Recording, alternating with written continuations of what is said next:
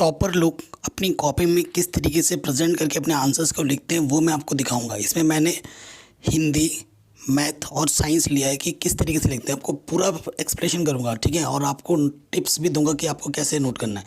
जैसे कि हिंदी से मैं स्टार्ट कर रहा हूँ। ये हिंदी का एक पेपर है। पेपर में क्वेश्चन जिस तरीके से आए, ठीक है, ये छाट के लिखने वाला क्वेश्चन है, ठीक है। पहले आपको गद्य पढ़ना होगा, उसके बाद आपको आंसर लिखना है। तो क्वेश्चन था, जीवन के अमूल्य क्षणों को किस प्रकार व्यक्ति खो देते हैं।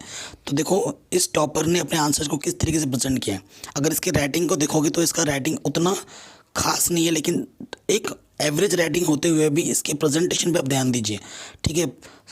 जो लिखा गया है यहाँ पर, राइटिंग फॉन्ट एकदम सिंपल है, सारा छोटा बड़ा नहीं है, और थोड़ा उन शब्दों के बीच में थोड़ा गैप भी रखा गया है, ठीक है।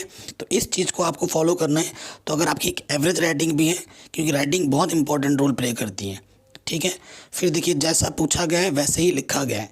फिर ख नंबर का उत्तर, ग नंबर का उत्तर, ठीक है। कॉपी चेक है, दिख रहा है ना ये, क्योंकि ये टॉपर की कॉपी 2019 का जो टॉपर था ना, उसकी कॉपी में लिखे गए प्रश्न के उत्तर किस तरीके से थे वो मैं आपको दिखा रहा हूँ। उसी के बाद देखो, एक पद्य खंड है। पद्य खंड में इतने सारे प्रश्न पूछे गए, ठीक है। अब इसके आंसर देगा वो एक एक करके। राह में आने वाली बाधाओं के साथ कवि कैसा व्यवहार करता है। तो लिखा, राह में आने वाली बाधाओं के लिए सिर को कुचल कर आगे बढ़ता है। तात्पर्य है कि कवि उन बाधाओं को डटकर सामना करता है, वह उन्हें हरा कर जीवन में आगे बढ़ता है। मतलब वो लाइन भी लिखी है और उसका मतलब भी इसमें बताया गया है।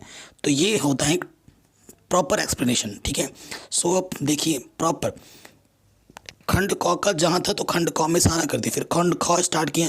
सारे खंडों को एक ही तरफ करना है, ठीक है, और हमेशा कटपिट से बचनी है, ठीक है। प्रॉपर वे में लिखा गया है, आप देख सकते हैं, ठीक, एकदम प्रॉपर वे में लिखा गया है। आपको यहाँ से मैं दिखाता हूँ ये, क्योंकि ये फाइल साइज़ बहुत ज़्यादा बड़ा था, तो ये मेरे आईपैड में नहीं जा रहा था शेयर करने पर। तो मैं आपको दिखा सकता हूँ। नेताजी का चश्मा पाठ पर क्या प्रश्न बनते हैं। तो देखो, जो जो मेन वर्ड होते हैं ना, उसको अंडरलाइन किया गया है। अंडरलाइन कर सकते हैं आप, स्केच पेन का यूज़ करें, आप बॉल पेन का यूज़ करें, ब्लू ब्लैक, ठीक है। और जो मेन पॉइंट है उसको अंडरलाइन करें, उसको ब्लैक पॉइंट से लिखें और हेडिंग बनाकर अपने आंसर्स को दें। तो ये होती है टॉपर की प्रेजेंटेशन, ठीक है। जो भी मेन टॉपिक होगा उसको ज़रूर लिख देंगे, अंडरलाइन करें, और 4-5 लाइन लिखने के बाद ना 2 लाइन छोड़कर फिर से लिखें नीचे। एक ही, जैसे मतलब एक स्टार्ट से शुरू किया और एंड तक चले गए, ऐसा नहीं करना है। 3-4 लाइन लिखने के बाद, 4-5 लाइन लिखने के बाद आपको 1 लाइन 2 लाइन छोड़ के फिर लिखना है, और ठीक है। और मेन पॉइंट पर अंडरलाइन ज़रूर करना है। देख रहे हैं आप, इस क्वेश्चन में कितनी जगह अंडरलाइन किया हुआ है, ताकि एग्जामिनर की मेन नज़र उस पर पड़े, ठीक है। अंडरलाइन बहुत करना है आपको, ब्लैक पेन से या फिर ब्लैक पेन से उस चीज़ को लिखना है, तो बढ़िया रहता है, ठीक है। ये देख सकते हैं आप। ऐसे ही देखो, यहाँ पर महानगरों में महिलाओं की सुरक्षा के लिए एक निबंध लिखा गया है। रूपरेखा, प्रस्तावना, जीवन शैली, जो जो टॉपिक वो लिखेगी वो सारे टॉपिक पहले उसने लिखे हैं, और उसके बाद एक एक टॉपिक को उसने एक्सप्लेन किया। प्रस्तावना, जीवन शैली, कामकाजी महिलाओं की समस्याएं, सुरक्षा कमियों के कारण व सुझाव, ठीक है। उसके बाद उपसंहार, प्रॉपर प्रस्तावना देना है, उपसंहार देना है, सारे टॉपिक्स लिखने हैं। अथवा में था शिव, एक प्रार्थना पत्र लिखने के आया था। शिवा में थानाध्यक्ष जी, थाना जो भी है, विषय लिखा, फिर महोदय लिख के सारा चीज़ लिखा, और जो मेन टॉपिक थे उन पर अंडरलाइन भी किया हुआ है। तो ये चीज़ ध्यान रखने हैं। देख रहे हैं आप, प्रॉपर जैसे एग्जामिनर कॉपी चेक करेगा तो उसकी नज़र उस पर पड़ेगी, ये इसके मेन पॉइंट है, तो पूरा फुल मार्क्स मिलेगा, ठीक है। फिर देखो, एक एडवर्टाइजमेंट आया था, ब्लू वर्ड वाटर पार्क, किस तरीके से लिखना है। तो ये एक हिंदी जो टॉपर थी उसकी कॉपी थी, जिसको 100 में से 100 नंबर मिले थे। तो अगर आप एग्ज़ाम में इस तरीके से लिखेंगे तो आपको भी 100 में 100 नंबर मिलेंगे। अब हम बात करेंगे मैथ की।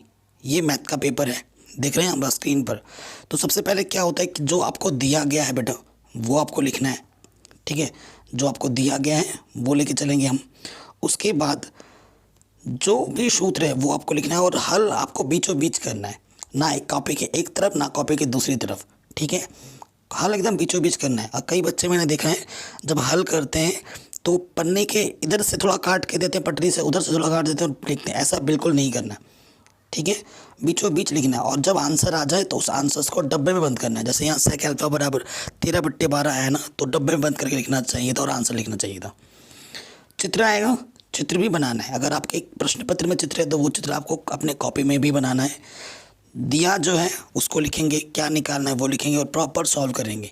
अगर एक दो लाइन जगह बचती हैं तो फिर उसको नेक्स्ट पेपर से सॉल्व करेंगे, और प्लीज़ टर्न ओवर ज़रूर लिखेंगे हर पेज पर। ठीक है, आप देख सकते हैं ये मैथ का क्वेश्चन, मतलब एकदम प्रॉपर वे में करना है, कहीं पे कोई कटपट नहीं करनी है।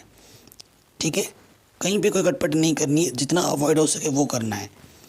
क्या दिया हुआ है, कैसे क्या करना है, कौन सा फॉर्मूला लगा रहे हो, कैलकुलेशन मिस्टेक से बचना है।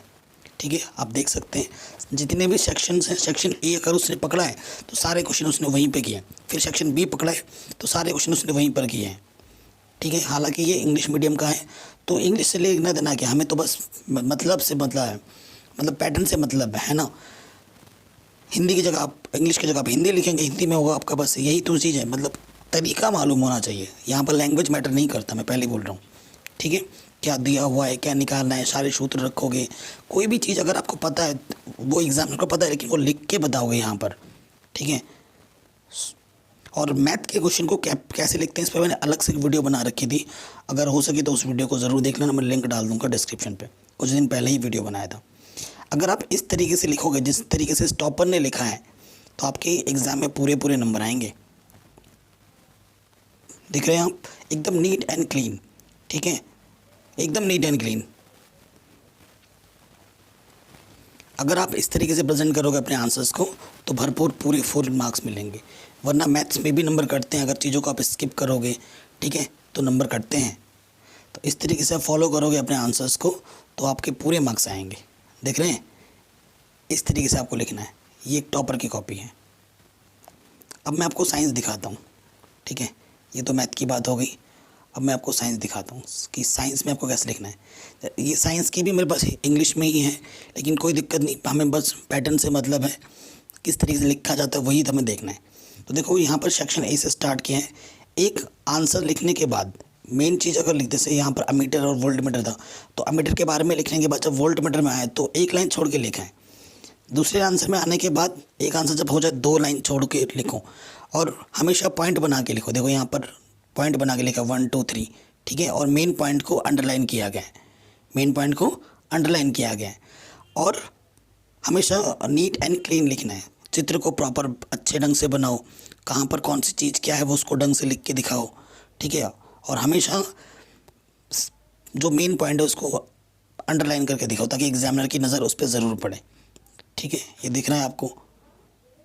ठीक है, प्रॉपर जिसमें आपको परिभाषा लिखनी है, परिभाषा के बाद रिएक्शन कैसे होगा उसकी फिर जो समीकरण है वो भी देनी है प्रॉपर। अगर किसी में उदाहरण आ रहा है तो उदाहरण दो, चित्र बन रहा है तो चित्र बनाओ।